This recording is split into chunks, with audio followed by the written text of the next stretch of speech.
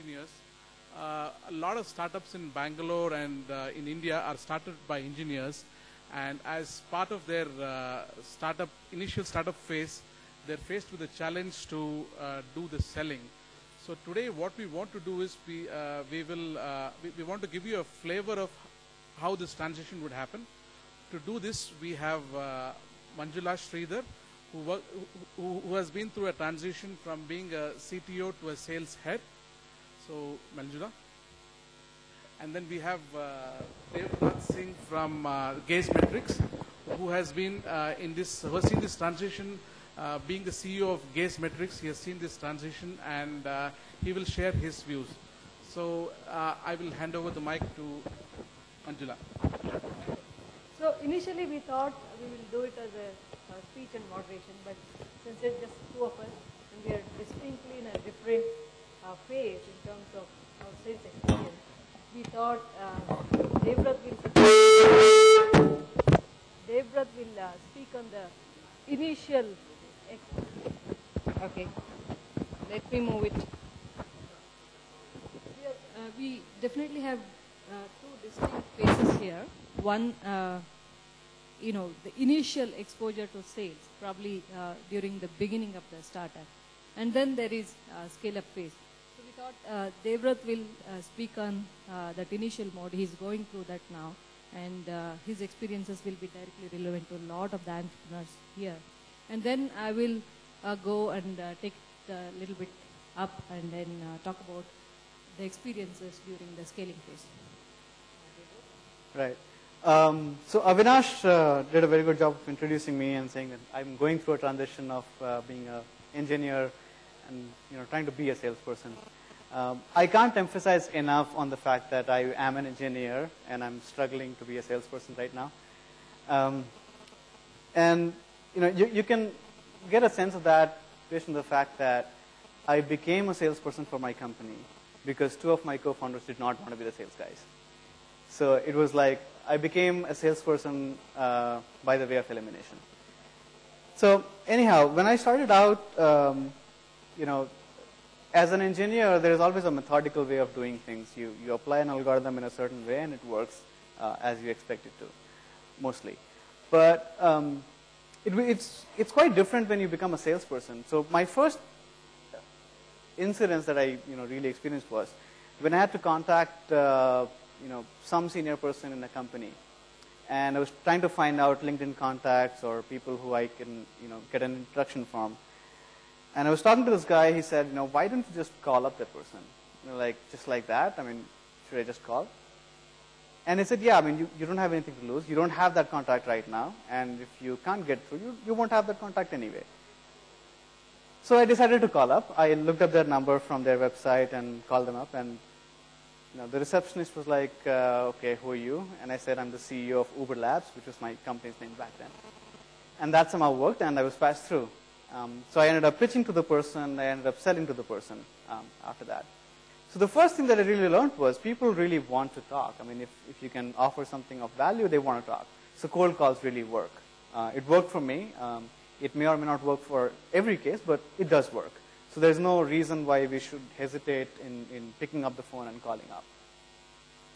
Then we moved to the US and we started selling to enterprise customers over there. Now, this was a whole different ballgame altogether. When we launched in the US, we got a lot of interest. We got a lot of press mentions in very popular media over there.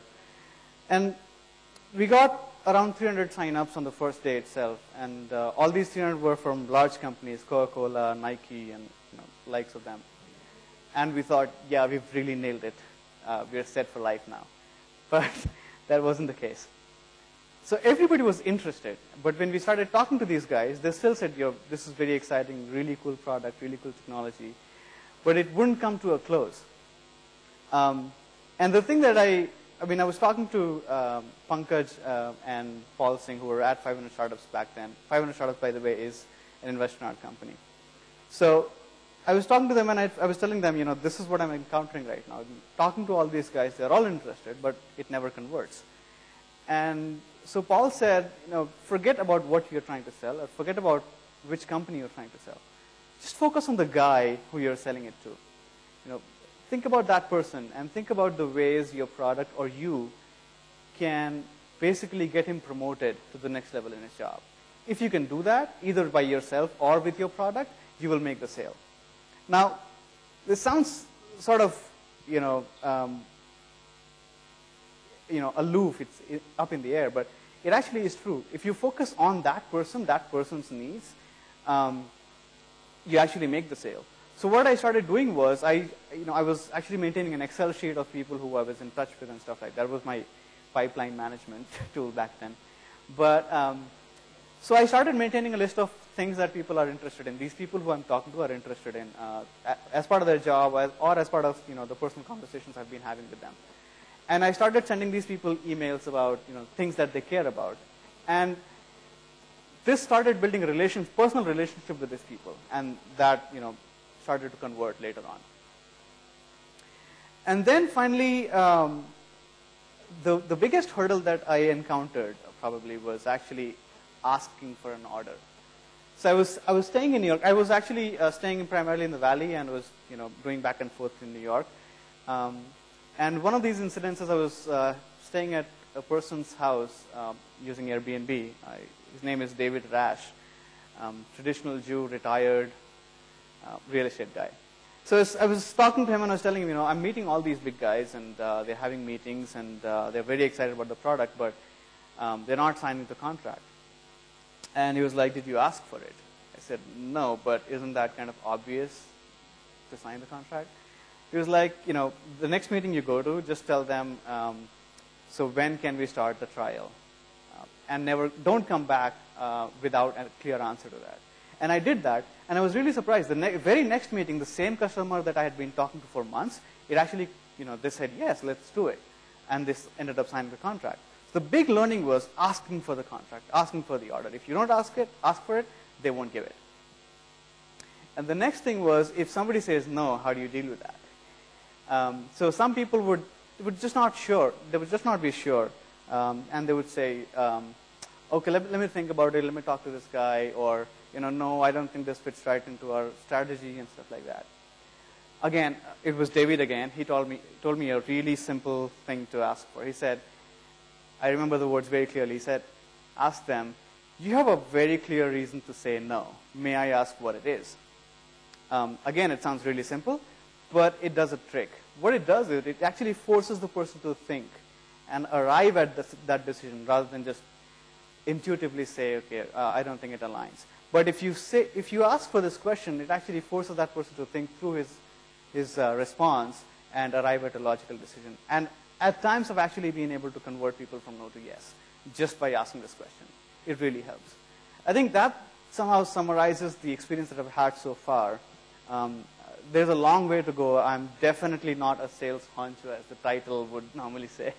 But yeah, trying to learn, trying to experience the sales process in its entirety.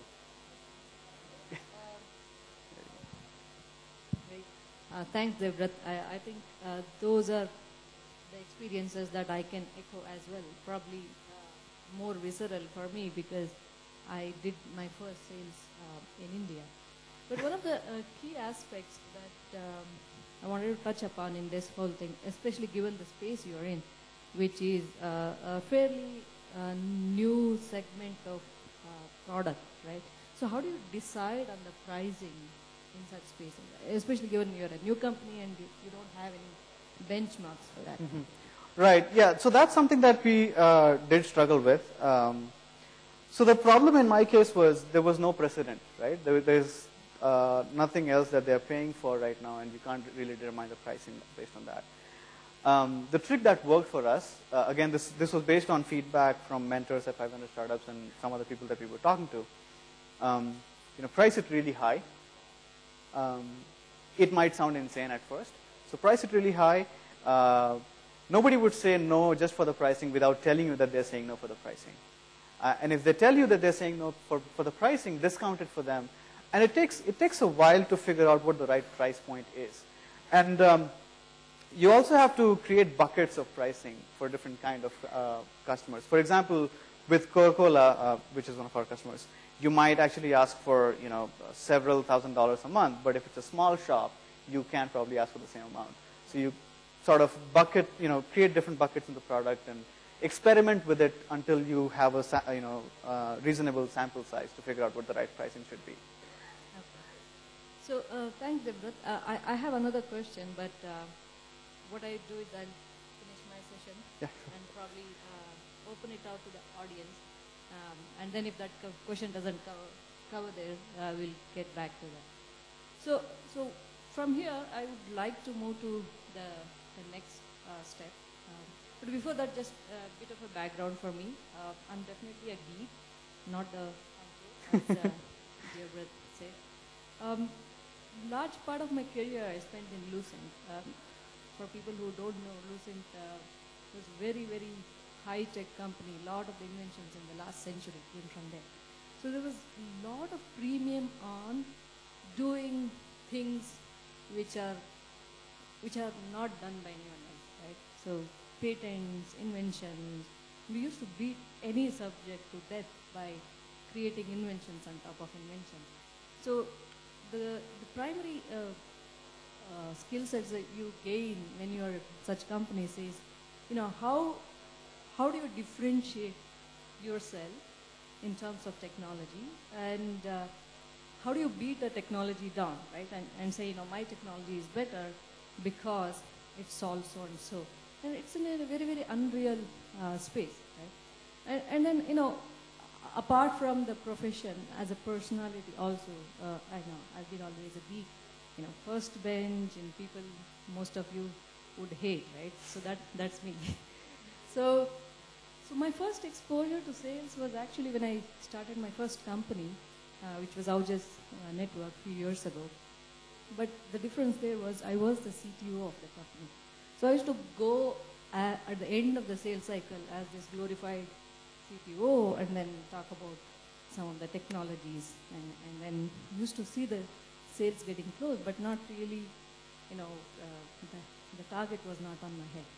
So after Honchos, I got an opportunity to be head of sales for a security product company called Arcot, right? Which is very unusual. I mean, typically technology guys don't get such roles. So I thought it was a great opportunity for me to learn this piece, because what I've realized with my first stint of entrepreneurship is sales is probably the most important skill set for entrepreneurs, especially in India, right? So I took over head of sales for Arcot, and then I spent a year in APAC doing sales for the APAC region. So what I'm trying to do now is probably distill some of the things from that experience and apply it to the product startups, which are probably, they've managed to get first few sales, but they're in the scale-up mode. So what next now? How do I build my skills? So take my input in that context. So first thing is, obvious thing is sales compensation, which was a rude awakening for me. But, I think last session covered that in detail. I would not go into that. But structuring that is probably the most essential aspect you do, right? And then also linking it to the collections, revenue, and all those basic sanitary aspects. The second aspect, and probably the most important thing, is hiring. Right? How do you get the right salesperson for your company, right? Obviously, given where India is, Indian tech sales, that too product sales, are limited to the big companies like Cisco, IBM of the world, where there is always this big umbrella. So selling those products is much, much easier than selling a startup product sale. So it's very essential to understand this, and then when you're hiring, make sure that that person would be able to do startup product sale. Because most of the sales organization in big companies are highly matrixed, and there are hundreds of auxiliary services for you to get that sales opening, which is not the case in startup. So you ideally need to hire a salesperson who is very, very entrepreneurial, and that's not easy, and that's the biggest challenge, right? The second thing from my sales experience, I used to manage a couple of salespeople, is understanding the sales folks' language. Right? For a geek like me and an engineer, it's always like yes or no. There is no in-between answer. Right?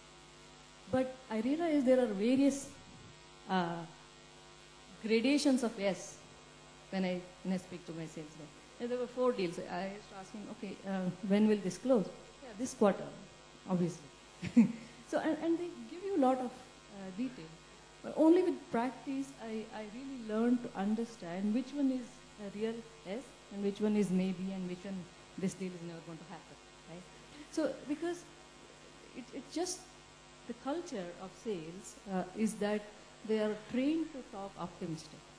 So as a CEO, as a startup owner, you need to differentiate and plan your strategy and probably plan your buffer accordingly.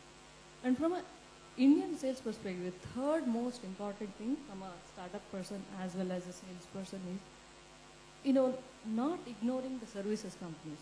I mean, in Indian sales ecosystem, even though you are a product company, the services company still rule the roost.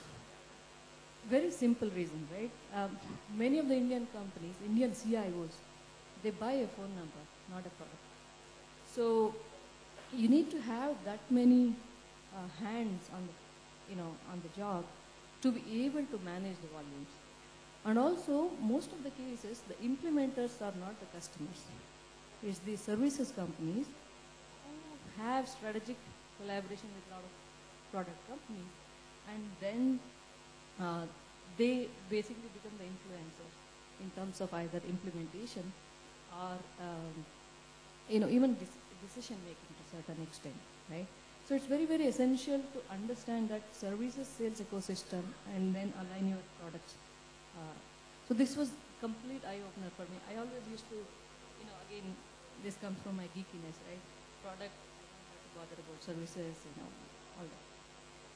The final aspect, I think, which is also very essential from a lot of the startup who are scaling up, is this ethical and legal aspect, right? This is something that I learned being part of Arcot got acquired by CA, which is a US-based company. So there are a lot of borderline ethical and legal aspects which most of us are not aware of. Very, very simple things like, any channel, any services channel that you speak to, first request they put it in front of you is, let's have an exclusive partnership. But apparently, from a US larger antitrust perspective, you cannot actually legally have an exclusive partnership.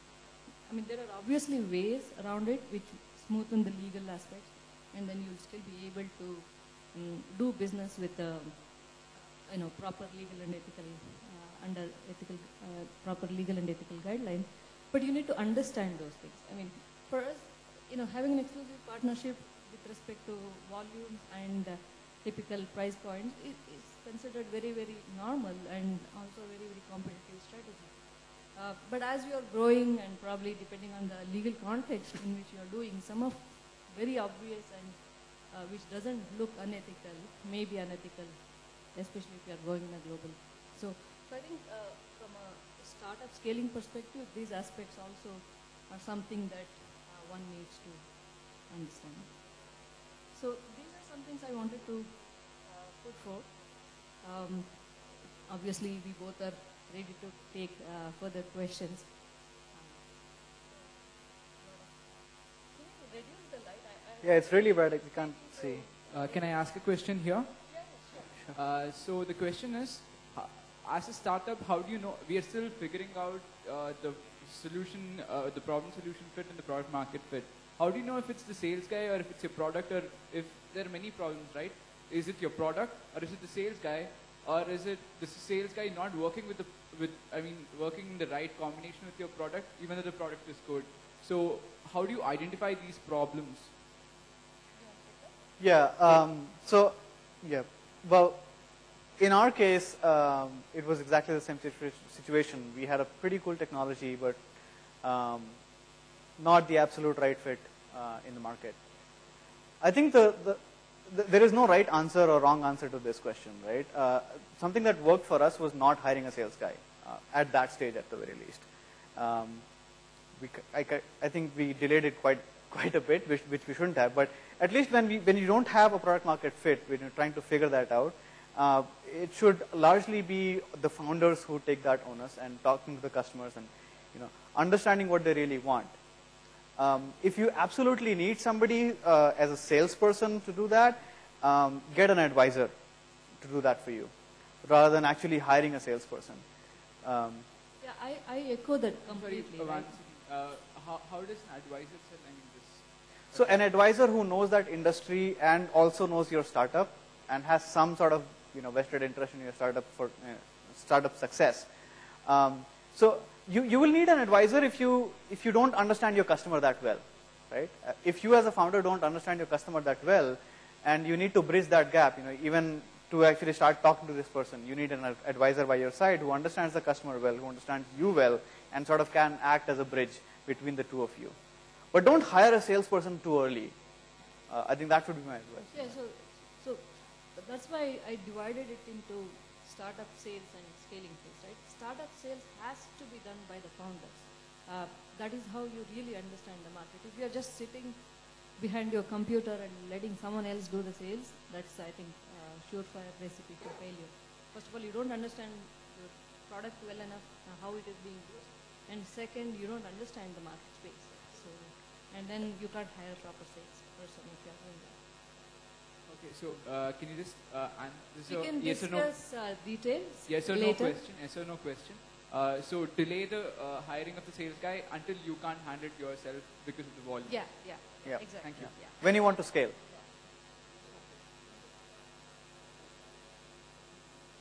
Like if you're an established company and you want to branch out your sales into US or any other country, one of the biggest challenges is to establish a sales team there, because being a non-brand and no good sales guy wants to join you, and then how do you really kickstart sales there in that sort of a country? Because you have to be here because you're already spearheading the business here. But you see a big potential in that market and you want to start sales Right. there. So let me answer that by somewhat of a bigger company perspective, right? Typically, the sales entry strategies can be many, but typically what people do is get a partner who is established in that market, and then have some sort of revenue sharing arrangements, right? I mean, if you are completely unknown brand and you want to make a foothold there, that's one way.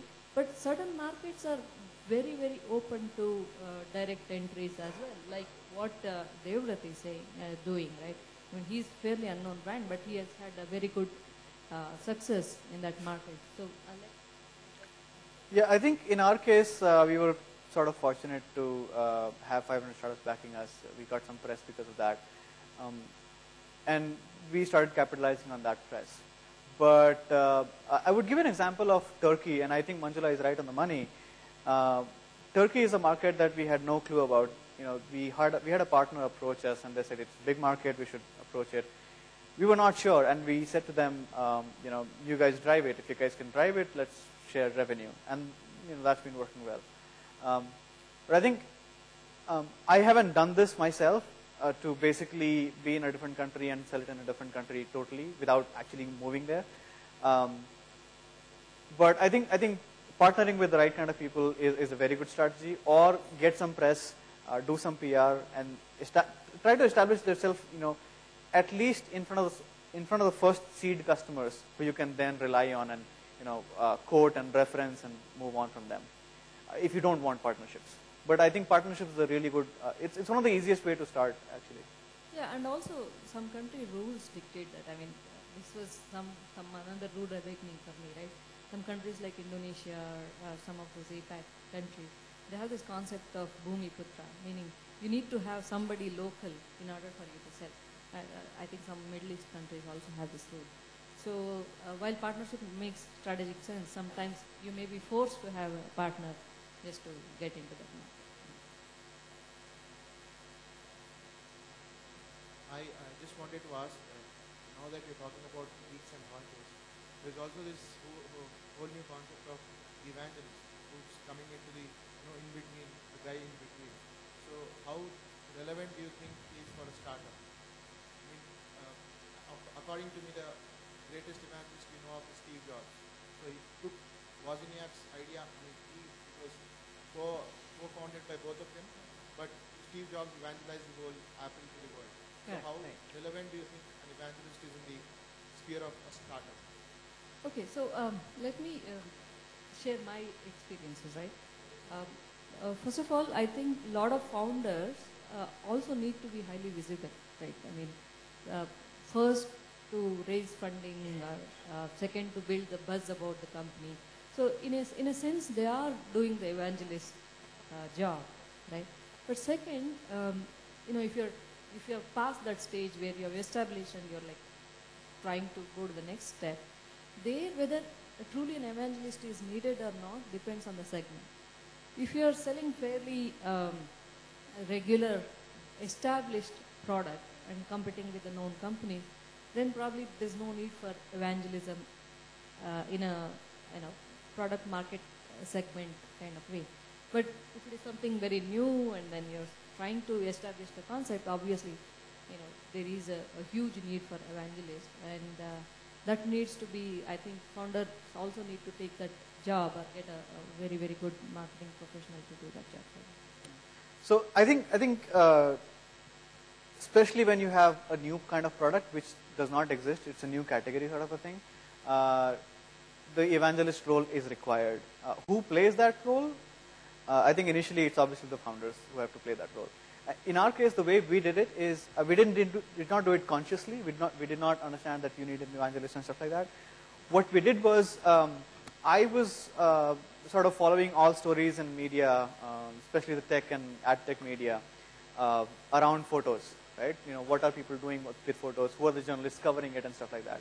And whenever a journalist would write about the future of photos in social media, I would just get in touch with that person and get him to understand our product and get some feedback or get him to write about us. And the moment they write about you, they are your evangelists, right? So basically building those relationships and you can't just be the one person talking about your product all the time, because you have to do it anyway. That's your job. If you can get others to talk about it, that's the best thing that can happen. Yeah, so when I was running my startup, I kind of started a forum in one of the CIO social network where I used to answer questions about security technologies, right? We were selling security. So it really worked, because whenever I used to go and meet, I remember I asked you a question, you answered this, although the answers that I were giving there were quite academic, but in terms of the community build-up, that really helps. Yeah. Getting back to the discussion of channel partner, I second that when you said when you want to have a local feed, you get connected to a channel partner. But my question to you is, how you decide an appropriate channel partner for you? So we are working in domain of artificial intelligence,